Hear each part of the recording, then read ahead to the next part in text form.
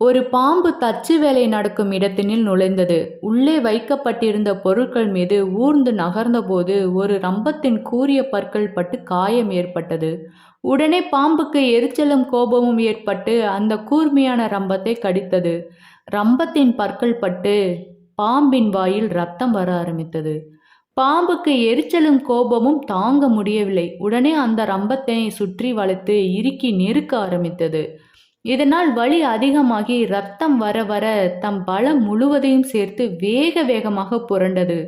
தனக்கு என்ன நடக்கிறது, நாம் என்ன செய்கிறோம் என்று யோசிக்கவோ நிதானிக்கவோ முடியாமல் கோபத்தில் வெறியில் தொடர்ந்து இறுக்கிக் கொண்டிருந்தது. கடைசியில் தன் உடல் 2 துண்டாகி விழுந்து இறந்தது. இதேபோல்தான் நாமும் கூட நம் வாழ்க்கையில் மற்றவர்களிடம் தேவையற்ற வார்த்தைகளை வெளிப்படுத்துகின்றோம். கோபத்தால் எதையும் யோசிக்காமல் செயலிழக்கின்றோம். இதன் விளைவாக நாம் தவறுகளை உணராமல் மேலும் மேலும் கடினமான வார்த்தைகளை பயன்படுத்தி கோபத்தில் தடுமாறி நிதானமிழந்து பதட்டம், மன அழுத்தம் இவற்றின் சிக்கிக்கொள்கின்றோம். கடைசியில் இதனாலேயே நாம் மனதையும் உடலையும் உறவுகளையும் வாழ்க்கையில் ஒட்டு மொத்தமாய் இழந்து விடுகின்றோம். ஒன்றை மட்டும் மறக்கக்கூடாது, தானத்தில் சிறந்த தானம் நிதானம்தான்.